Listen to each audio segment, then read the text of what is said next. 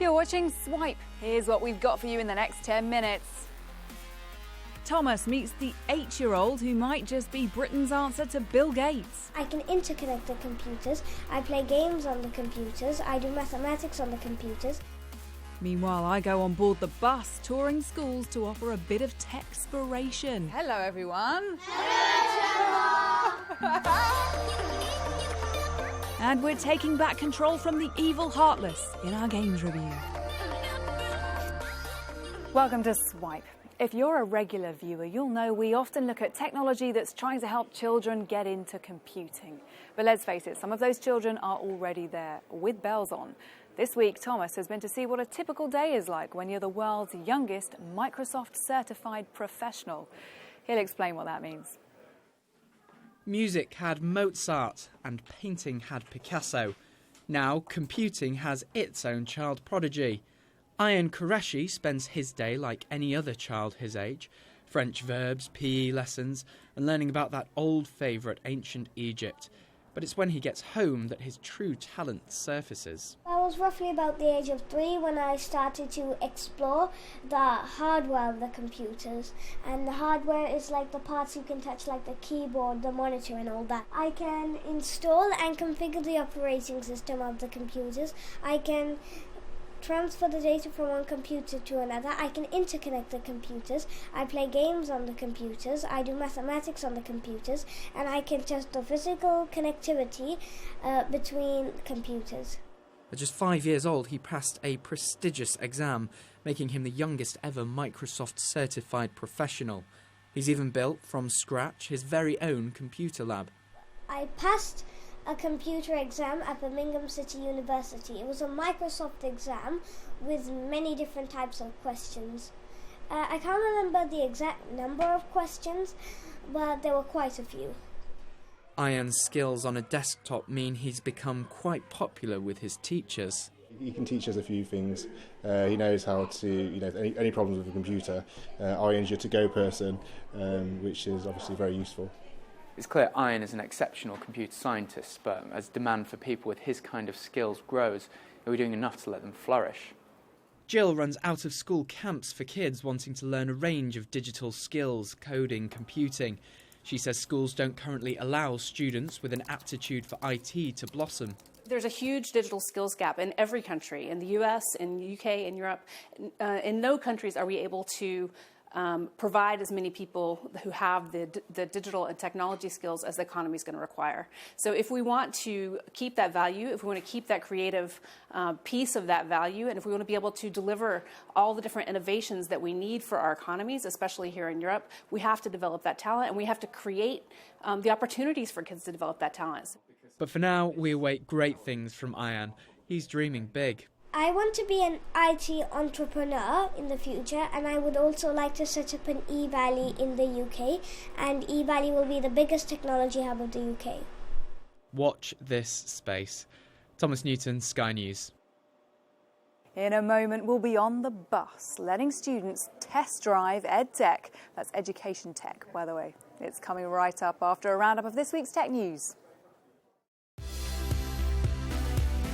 Airbus wants to start testing a flying car by the end of this year. The self-piloted prototype, which will look something like this, is part of Project Vahana and one of the aerospace company's ways of avoiding traffic. The firm's not the only one working on flying cars. Among others is Slovakian startup Aeromobil, which began testing its prototype in 2014. China has started experiments using the world's first quantum satellite.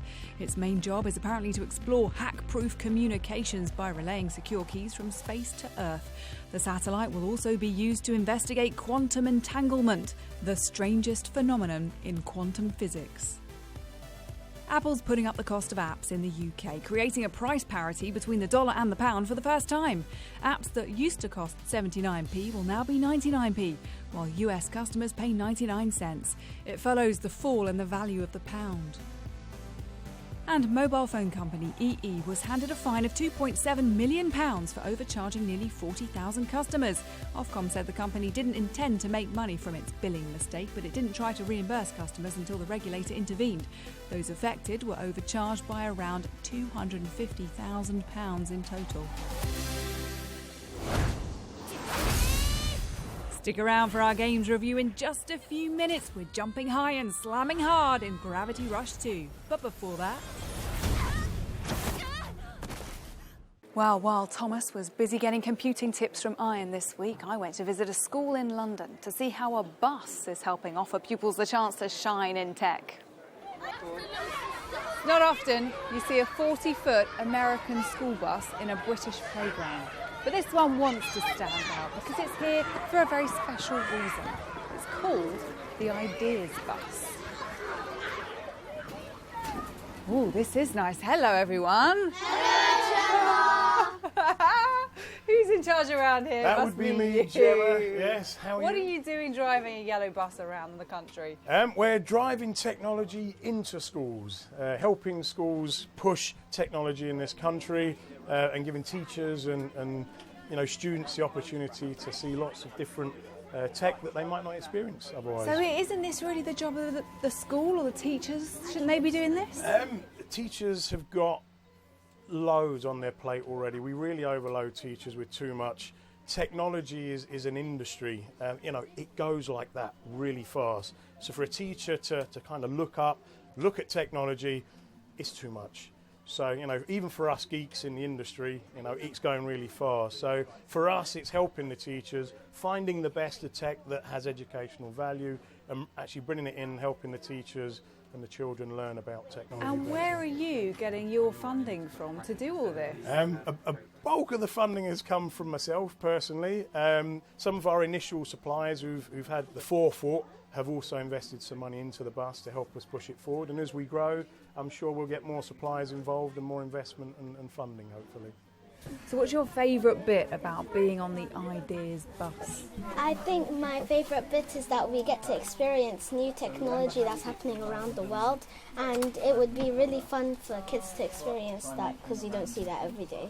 When you're older, do you want to do a job that involves a lot of technology?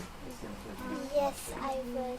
I think that technology is a really fun way of learning as well, because scientists have actually discovered that children who have fun when they learn, they actually learn a bit more than usual. Is there anything you don't like about it? You've got some happy customers here then, haven't we, Casey? We certainly do. Video games time now, and as we move away from the festive period, we're starting to see a few of the bigger titles being released now. Here's Lucy with a review. Gravity Rush 2 is the long-awaited sequel to 2012's Gravity Rush, a game that has a really cool concept and gameplay mechanic. So while you're controlling the main character, Cat, you're also kind of manipulating the gravity around you. So in Gravity Rush 2, you can manipulate gravity in the usual way to make you go up and float in the sky and then come down, but you can also manipulate it to make you speed and make you more agile, make you go through the air faster. The developers have really tried to make it a more complete experience. You can interact with all these different characters. It's very colourful, very Japanese, and if you feel like you're missing out on the first game, it came out on the PlayStation Vita. They also kind of made a nice shiny new version for the PlayStation 4 called Gravity Rush Remastered, so you can play that too. Yakuza 0 is a prequel to the Yakuza series. It takes place in a fictionalized version of Tokyo, a fictionalized version of the suburb of Shinjuku, which is kind of like the red light district. It takes place about 17 years before the main series of games. It is a prequel, and you take control of Goro and Kazuma, who are very famous. If you've played the games before, you'll know their stories, and they've been in pretty much every installment, I think, of the main series. So you wander around Tokyo, and you aren't really the crime boss yet. You have to kind of prove your worth to the Yakuza by brawling and kind of taking control of the district.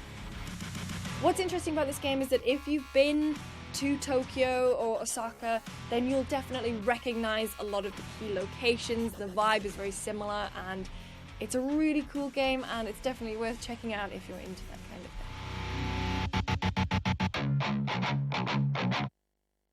If you've never played Kingdom Hearts before, then Kingdom Hearts HD 2.8 Final Chapter Prologue might not be the best place to jump in. the basic premise of the game is it's Square Enix's Final Fantasy characters meets Disney characters. So you'll have a character named Sora, and his two buddies are Donald and Goofy, and you go around all these different Disney worlds and meet the characters there and take it back from the control of the evil Heartless. But what people are really excited about is Kingdom Hearts 0.2 Birth by Sleep, which is a kind of a prologue going into Kingdom Hearts 3. So it connects the story between one of the spin-off games, Birth by Sleep, and Kingdom Hearts 3. It's also going to be the first time that we'll actually get to play on the new engine that's being used for Kingdom Hearts 3. It uses some of the tech. Kingdom Hearts 2, I think, came out in about 2006. And so people are really eagerly just grasping onto anything Kingdom Hearts in the run-up to 3. So if you're a big fan, definitely recommend picking up 2.8. I'm back! That's it for this week, but don't forget you can watch any of our Swipe episodes on demand in all the usual places, and follow us on Twitter at Sky News Swipe to see what we get up to throughout the week. I'll be back next week. Hope you can join us then. Bye-bye.